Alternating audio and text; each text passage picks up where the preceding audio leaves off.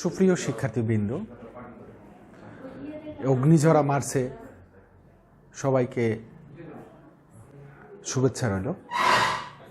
আশা করি তোমরা সকলেই ভালো আছো। আলহামদুলিল্লাহ, আমিও ভালো আছি। আমরা সকলেই জানি আমাদের কোভিড-19 জন্য শিক্ষা মন্ত্রণালয় কর্তৃক আমাদের যে সিলেবাস দেয়া হয়েছে, এতে আমাদের মধ্যখানে যে অংশ পঠিত হয়ে গেছিল সে অংশটা বাদ গেছে। নতুন করে যে অংশটা সংযোজন করা হয়েছে এটা আবার আমাদেরকে পড়তে হবে। কিন্তু মধ্যখানে গ্যাপ থাকার কারণে ইতিহাসের মতো বিষয়গুলোতে একটু সামঞ্জস্য কম হয়ে যাবে। এই কারণে শুরুতেই আমি আজকে যে ক্লাস নেব তা হলো পাকিস্তানি আমল, যেটা 1947 সাল থেকে অদ্যাবধি চলছে। তো পাকিস্তান আমল বলতে গেলেও আমাকে একটু পিছনের দিকে তাকাতে হবে। সেটা হলো আমাদের দেশে যখন স্বাধীনতার সূর্য অস্তমিত হয় 1757 সালে পলাশীর যুদ্ধে, সে সময় বাংলার শেষ নবাব ছিলেন নবাব সিরাজউদ্দৌলা। আমরা সকলেই জানি তিনি নবাব আলীবর্দী খানের দৌহিত্র। তো উনি অত্যন্ত অল্প বয়সে, তরুণ বয়সে, মাত্র 22 বছর বয়সে সিংহাসনে আরোহণ করেন। কিন্তু তার আত্মীয় স্বজন এবং কুচ্চক্রী মহলের খেসারত দিতে যেয়ে আমরাও বাংলার স্বাধীনতার সূর্য হারিয়ে ফেলি এবং সেই সাথে আমাদের দেশের একটা চরম বিপর্যয় দেখা দেয়। এরপরেই ইস্ট ইন্ডিয়া কোম্পানি ভারত শাসনের জন্য আসে। যদিও ইস্ট ইন্ডিয়া কোম্পানি 1600 খ্রিস্টাব্দে গঠিত হয়েছিল, কিন্তু মুঘল আমলের বিভিন্ন শাসনকর্তার বিরোধিতার কারণে তারা আষ্টে পৃষ্ঠে বসতে পারেনি। সর্বশেষে তারা দ্বিতীয় বাহাদুর শাহর সময়ে এখানে ব্যবসার অনুমোদন পায় ভারতের সুরাটে। এরপরেই তারা বিভিন্নভাবে গোটা ভারতের ব্যবসা বাণিজ্য প্রসার লাভ করে। যাই হোক, নবাব সিরাজউদ্দৌলার ক্ষমতা চলে যাওয়ার পর তারা তাদের ক্রীড়ানক শাসক মীর জাফরকে বসায়। কিন্তু মীর জাফর এদেশের আপামর জনসাধারণের যে ইচ্ছা আকাঙ্ক্ষা এগুলোর সুফল দেখাতে পারেনি। ফলে ইস্ট ইন্ডিয়া কোম্পানি বা ইংরেজদের যে ইচ্ছা সেটাই সেখানে সফলভাবে আমাদের ভারতে সফলভাবে পর্যবসিত হয়। যাই হোক, এভাবেই গোটা ভারত বিশাল এলাকা। আমরা আগের অতীতের ক্লাসগুলো জেনেছি যে ভারতের যে এলাকাগুলো সে আফগানিস্তানের পাশ থেকে আরম্ভ করে পাকিস্তান, ভারত, এদিকে বাংলাদেশ পর্যন্ত বিস্তৃত ছিল। কিন্তু আমাদের এই অঞ্চলগুলোতে বিভিন্ন এলাকায় বিভিন্ন ধর্মাবলম্বী মানুষ বাস করার কারণে আমাদের মধ্যে অন্তদ্বন্দ্ব অনেক লেগেই থাকতো। ফলে ইংরেজদের এই ডিভাইডেড অ্যান্ড রুল, ভাগ করো এবং শাসন করো, এই সূত্র নিয়ে এগিয়ে যেতে তাদের খুব বেশি অসুবিধা বেগ পেতে হয়নি। যাই হোক, আমি অতীতের অনেক কথা বলতে গেলে আমার সামনের দিকে যেতে পারবো না। আমি এখানে আর কিছু কথা বলতে চাই। সেটা হলো এই ভারতের রাজনৈতিক প্রভাব বিস্তারে দুটি দল সবসময় ভূমিকা রেখেছিল। একটি হলো কংগ্রেস আর একটি হলো মুসলিম লীগ। মুসলিম লীগ প্রথমত মোহামেডান সোসাইটি নামে নওয়াব আব্দুল লতিফ 1863 খ্রিস্টাব্দে কলকাতায় প্রতিষ্ঠিত করেন এবং এর পরই হিন্দুদের মধ্যে একটা আলোচনা সমালোচনার ব্যাপক সাড়া দেখা দেয়।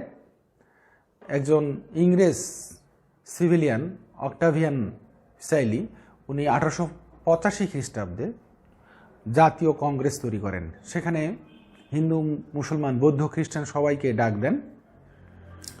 কিন্তু সেখানে সব শ্রেণীর মানুষ জায়গা পাওয়ার চিন্তা করে গেলেও শুধুমাত্র হিন্দু বা এই সমভাবাপন্ন মানুষগুলো সেখানে স্থান পান, মুসলমানদের স্থান সেখানে হয় না। ফলে মুসলমান এবং হিন্দুর মধ্যে একটা বড় রকমের দ্বন্দ্ব দেখা যায়।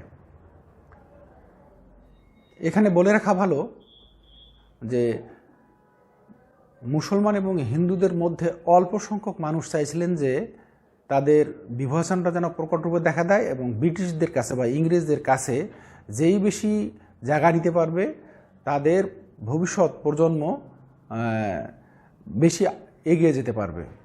এজন্য হিন্দুরা সবসময় মুসলমানদেরকে পাশ কাটিয়ে ইংরেজদের ক্ষমতার ছায়াতলে থাকার জন্য সবসময় আষ্টে পৃষ্ঠে লেগে থাকত। যাই হোক, মুসলিম লীগ যদিও 1863 খ্রিস্টাব্দে মোহামেডান সোসাইটি নামে তৈরি হয়েছিল, কিন্তু ঢাকায় এটা 1906 খ্রিস্টাব্দে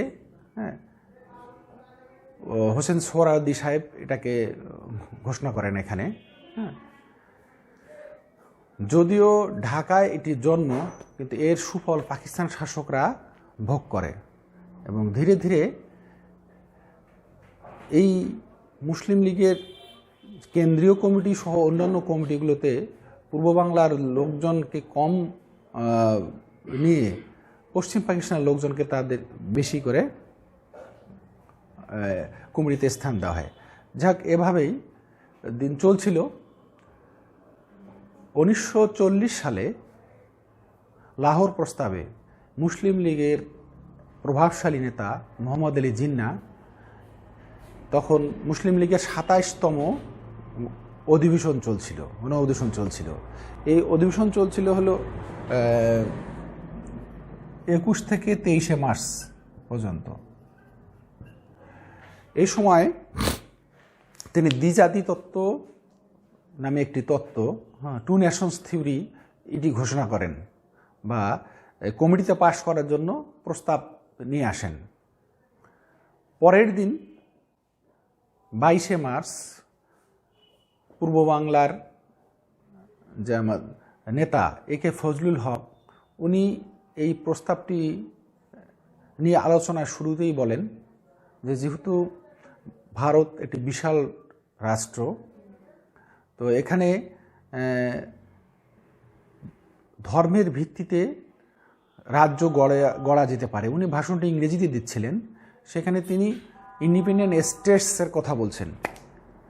independent states, states, not state. কিন্তু পরবর্তীতে পশ্চিমা শাসকরা তাদের সুবিধাতে এ শব্দটি বাদ দিয়ে স্টেট কথাটি ব্যক্ত করেন। মোহাম্মদ আলী জিন্না পরবর্তী বলছিলেন যে এটি আসলে প্রিন্টিং মিস্টেক, এখানে স্টেট হবে, স্টেটস না। কারণ সেখানে একে ফজলুল হক বলেছিলেন যে যদি প্রয়োজন পড়ে তাহলে বিভিন্ন এলাকাগুলো নতুন করে চিহ্নিত করে যে যে এলাকাগুলোতে যে ধর্মের মানুষের বসবাস আছে সেই এলাকাগুলোকে নিয়ে নতুন রাষ্ট্র তৈরি করা যেতে পারে। একে ফজলুল হকের এই কথাটি পশ্চিম পাকিস্তানের লোকজন কর্ণপাত করে নেই। যাই হোক, এর পরবর্তীতে আমাদের 1947 সালে যখন দেশ বিভক্তি হয়ে যায়, তখন ভারত এবং পাকিস্তান দুটি আলাদা আলাদা রাষ্ট্র তৈরি হয়। 1947 সালে পাকিস্তান রাষ্ট্র তৈরি হওয়ার পর মোহাম্মদ আলী জিন্না একাধারে তিনি প্রধানমন্ত্রী, সংবিধান প্রণেতা এবং ওই পশ্চিমাঞ্চলের মানুষের ভাগ্য বিধাতা, আমাদের তো পূর্ব বাংলার তো বটেই। তো সে সময় উনি ওনার ইচ্ছাগুলোকে আমাদের পূর্ব বাংলার মানুষের উপর চাপিয়ে দিচ্ছিলেন। প্রথমত উনি ঢাকায় এসে তার ভাষণে পুনর্ব্যক্ত করলেন যে Urdu will be the state language of Pakistan, যেটা আমাদের পূর্ব বাংলার আপামর জনসাধারণ কোনো ক্রমেই মানতে পারছিলেন না। প্রথমত পশ্চিম পাকিস্তানের লোকজন মনে করছিলেন যে বাংলা ভাষাটা আসলে হিন্দুদের ভাষা। যদি এই বাংলা ভাষায় বিভিন্ন দলিল, দস্তাবেজ, আইন কানুন লিখিত হয় তাহলে আমরা পরবর্তীতে বাংলাকে হারাবো। এই কারণে প্রথম থেকেই তাদের ইচ্ছে ছিল যে কোনো ক্রমেই যেন বাংলা রাষ্ট্রভাষা বা সংখ্যাগরিষ্ঠ মানুষের ভাষা না হতে পারে। এই লক্ষ্যে তিনি 48 সালে গণপরিষদের একটি আহ্বান ডাকেন। সেখানে পূর্ব বাংলার একজন গণপ্রতিনিধি ধীরেন্দ্রনাথ দত্ত উনি বক্তব্য দিতে উঠলেই ওনাকে স্পষ্টভাবে জানিয়ে দেওয়া হয় যে আপনি বক্তব্য দেবেন হয় ইংরেজিতে অথবা উর্দুতে, এই দুটি ছাড়াও অন্য কোনো ভাষায় আপনাকে বক্তব্য দেওয়া যাবে না। ধীরেন্দ্রনাথ দত্ত তীব্র প্রতিবাদ জানালেন যে আমি বাংলার মানুষের প্রতিনিধি, আমি বাংলায় বক্তব্য দেব। কিন্তু অনেক প্রতিবাদ সত্ত্বেও তাকে বক্তব্য দিতে দেওয়া হয়নি। এটাও ছিল মার্চ মাসের ঘটনা। আসলে মার্চ থেকেই যে কোনো উত্তাল উন্মাদনা আমাদের পূর্ব বাংলায় শুরু হয়েছিল, সেটা প্রথম থেকে আমরা লক্ষ্য করছিলাম। যাক, উনি পূর্ব বাংলায় ফিরে এসে তার সেদিনের ঘটনা পূর্ব বাংলার অন্যান্য আপামর জনসাধারণ সহ নেতাদের সাথে ব্যক্ত করেন এবং সর্বস্তরের মানুষ এটাতে ফুঁসে ওঠেন। মোহাম্মদ আলী জিন্নার এই বক্তব্য Urdu will be the state language of Pakistan, এই কথার পরিপ্রেক্ষিতে পূর্ব বাংলায় তখন ভাষা পরিষদ নামে একটি সর্বদলীয় ভাষা সংগ্রাম পরিষদ নামে একটি দল গঠিত হয় এবং এই দল প্রথমত ছাত্রদেরকে এবং বিভিন্ন শ্রেণী পেশার মানুষকে একীভূত করে। 1948 সালের জুন মাসের দিকে ছাত্ররা তখন হরতাল আহ্বান করে যে পূর্ব বাংলার মানুষের ভাষা এবং রাষ্ট্রভাষা উর্দুর পাশাপাশি যদি বাংলা না দেওয়া হয় তাহলে পূর্ব বাংলাকে গণপরিষদে বাংলা অবশ্যই গণপরিষদের ভাষা হতে হবে এবং এখানকার যে কোনো আইন কানুন দলিল দস্তাবেজ এখানে অবশ্যই সব বাংলা লিখিত হবে। কিন্তু এর বিরোধিতা করা মোহাম্মদ আলী জিন্না কিছুদিন পরে মারা গেলে আন্দোলন কিছুটা স্তিমিত হয়। এরপরে খাজা নাজিমউদ্দিন উনি আবার 52 সালে যখন ঢাকায় আসেন, ঢাকায় আসার পর লিয়াকত আলী খান আবার ঘোষণা করেন যে Urdu will be the state language of Pakistan. সেই সময় আমরা জানি যে 1921 সালে ঢাকা বিশ্ববিদ্যালয় প্রতিষ্ঠিত হওয়ার পর থেকেই আমাদের পূর্ব বাংলার বিভিন্ন পরিবারের শিক্ষিত মানুষের সংখ্যা দিন দিন বেড়ে চলছিল। তো ঢাকা বিশ্ববিদ্যালয়ের বিভিন্ন হলে তখন ছাত্র রাজনীতিতে এত বেশি জড়িয়ে পড়ছিল যে দেশ এবং সংস্কৃতি নিয়ে তাদেরকে চিন্তা করার একটা সময় তখন তৈরি হয়েছিল। তো সে সময় বিগত সময়ের যে বিচারপতি হাবিবুর রহমান এবং তত্ত্বাবধায়ক সরকারের উনি প্রধান উপদেষ্টা ছিলেন, এনার নাম ছিল হাবিবুর রহমান শেলী। উনি নেতৃত্ব দিয়ে ছাত্রদেরকে একীভূত করেন। 1952 সালে 21শে ফেব্রুয়ারি ছিল গণপরিষদের সেদিন মানে সংসদ বসার মতো দিন ছিল। তো ছাত্ররা সেদিন আন্দোলনের ডাক দেন এবং গণপরিষদের দিকে আসবেন এই রকম একটা পরিকল্পনা করতে থাকেন।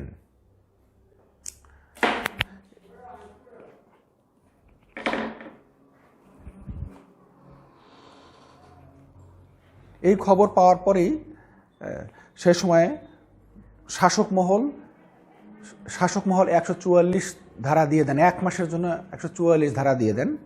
কিন্তু 144 ধারা 1 মাস থাকলে ছাত্রদের আন্দোলন অনেকটা বিঘ্ন হবে, এই প্রচেষ্টা ছিল শাসক গোষ্ঠীর। ছাত্ররা বুঝতে পেরে পরের দিন এই হাবিবুর রহমানের নেতৃত্বে প্রায় 10 জন ছাত্র হল থেকে বেরিয়ে আসেন এবং রাষ্ট্রভাষা বাংলা চাই এই আন্দোলনে বিশ্ববিদ্যালয় প্রাঙ্গণ আন্দোলিত মুখরিত হয়ে ওঠে। এদের সাথে কিছু নারী শিক্ষার্থীও বের হয়ে আসে। ঢাকা বিশ্ববিদ্যালয় এবং মেডিকেল কলেজ যেহেতু সামনাসামনি, মেডিকেলেরও কিছু ছাত্রছাত্রী বের হয়ে আসে এবং এমন একটা পর্যায়ে পুলিশ নিরীহ ছাত্রদের উপরে গুলি চালালে সালাম, বরকত, রফিক, শফিক নামে 4 জন শহীদ হয়ে যায় এবং এমন একটা পরিস্থিতি তৈরি হয় যে রক্তে রঞ্জিত হয়ে ঢাকা বিশ্ববিদ্যালয় এবং মেডিকেল চত্বর দিশাহারা ওঠে, কে কোথায় কোন দিকে যাবে। সাধারণ মানুষ, ছাত্ররা দিশাহারা হয়ে পড়ে। পুলিশ তাদের এই রাবার বুলেট এবং গুলি নিক্ষেপ করতেই থাকে। এমন অবস্থায় 21 ফেব্রুয়ারি এবং 21 ফেব্রুয়ারি ছিল হলো বৃহস্পতিবার, আর 22 ফেব্রুয়ারি হলো শুক্রবার। শুক্রবারও থমথমে পরিস্থিতি বিরাজ করে। 23 ফেব্রুয়ারি ছাত্ররা মেডিকেলের সামনে একটা অস্থায়ী শহীদ মিনার তৈরি করে, যার উচ্চতা ছিল 10 ফুট, 8 ফুট বাই 6 ফুট, মানে দৈর্ঘ্য এবং প্রস্থ। এবং তারা নিজেরাই সেটার পরিকল্পনা করে সেখানে একটা শহীদ মিনার প্রণয়ন করেন, এবং শহীদ মিনারটিকে কেন্দ্র করে সেখানে মিছিল, মিটিং, বিভিন্ন সভা সমাবেশ ছিল। যদিও পুলিশ বা বিভিন্ন সামরিক বাহিনী দিয়ে তাদেরকে বারবার সেখান থেকে হটিয়ে দেওয়া হচ্ছিল, কিন্তু ছাত্ররা সেই জায়গাটিকে ছাড়েনি। এরপরে 26 ফেব্রুয়ারি অস্থায়ীভাবে আরেকটি স্বাধীনতার ভাষা আন্দোলনের জন্য প্রস্তুতি হয়। সর্বশেষ 56 সালে পাকিস্তান এই ভাষাকে বাংলা রাষ্ট্রভাষার মর্যাদা দেয়, এবং সেখানে হামিদুর রহমানের নকশায় একটি শহীদ মিনার তৈরি হয়, যেটিতে এখন পর্যন্ত সাধারণ মানুষ ফুল দিয়ে আসে এই ভাষা শহীদদের স্মরণে। আসলে পাকিস্তানিরা যে কারণে ভাষার বিরোধিতা করছিল, তাদের একটাই চিন্তা চেতনা ছিল যে যদি এই প্রথম থেকে আমরা এই অঞ্চলের মানুষকে দাবিয়ে রাখতে না পারি, তো ভবিষ্যতে এই বাংলা, পূর্ব বাংলা আমাদের পশ্চিম পাকিস্তানে থাকবে না এবং এরা স্বাধীনতা অর্জন করবে। এই ভয়ে তারা এই ভাষা আন্দোলনের মতো বা ভাষার মতো যে মাতৃভাষা বাংলা, এটা বিরোধিতা করছিল। অথচ এই বাংলায় এবং গোটা পশ্চিম পাকিস্তান, পূর্ব পাকিস্তানে বাংলা ভাষাভাষী লোকজনের আধিক্য ছিল বেশি। প্রায় 56.40% লোকজন বাংলা ভাষার কথা বলতো, আর উর্দুর স্থান ছিল তৃতীয় বা চতুর্থ পর্যায়ে, যেখানে 7.2% লোকজন এই উর্দু ভাষা কথা বলতো। হ্যারাস মুসলিম লীগের উপরের দিকের নেতারা, তারা যে অঞ্চলে বাস করতো সেখানকার ভাষা ছিল উর্দু। তাদের ইচ্ছাকে জনগণের উপর চাপিয়ে দেওয়ার জন্য বাংলা ভাষার বিরোধিতা করে লক্ষ লক্ষ মানুষকে, নিরীহ ছাত্রছাত্রীদেরকে নৃশংসভাবে হত্যা করেছিল এই পাকিস্তানি জনগণ। এরই ধারাবাহিকতায় আজকের আমাদের এই বাংলাদেশ, এবং যেটি আমরা পরবর্তীতে বঙ্গবন্ধু শেখ মুজিবুর রহমানের অধীনে 1971 সালের স্বাধীনতা মাধ্যমে, মুক্তিযুদ্ধের মাধ্যমে আমরা অর্জন করেছি।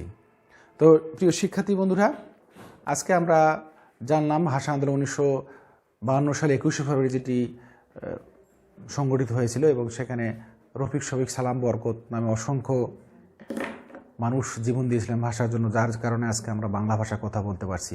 এই বাংলা ভাষা আন্তর্জাতিক ভাষা হিসেবে স্বীকৃতি পেয়েছে জাতিসংঘে। আমরা এই ভাষার জন্য গর্ববোধ করি। সকলে ভালো থাকো, সুস্থ থাকো। আল্লাহ হাফেজ।